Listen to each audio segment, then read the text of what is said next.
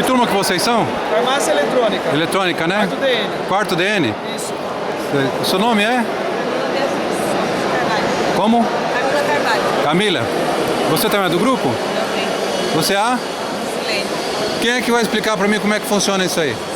Pode ser? A farmácia eletrônica. Você tem que soltar bem a voz pra poder conseguir. A farmácia eletrônica é um projeto voltado para o idoso, para a terceira idade.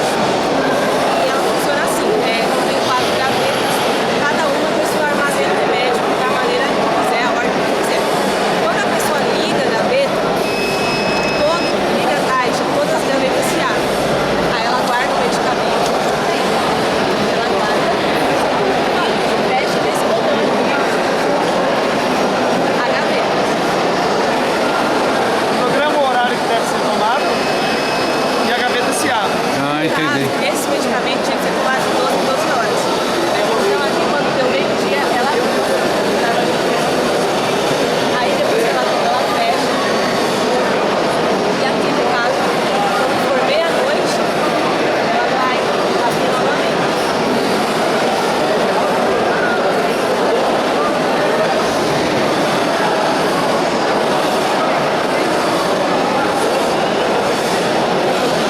Essa parte aqui foi feita para a pessoa colocar aquela peça dela.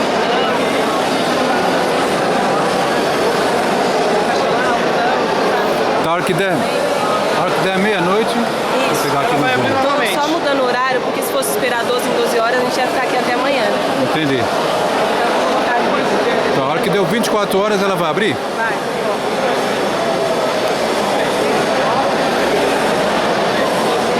Isso é mais para pessoas da terceira idade que têm dificuldade de mobilização. Genial, hein? Muito legal. Mas só esperar guardar um minuto aqui. Aqui, esse vídeo aqui, é o desenvolvimento do projeto, das etapas que a gente fez. Como é que funciona, né? Chegar aqui. Enquanto vai dando tempo aqui, que falta ainda 30 e poucos segundos, né? Então aquele ali é o vídeo que vocês colocaram para ilustrar o trabalho de vocês.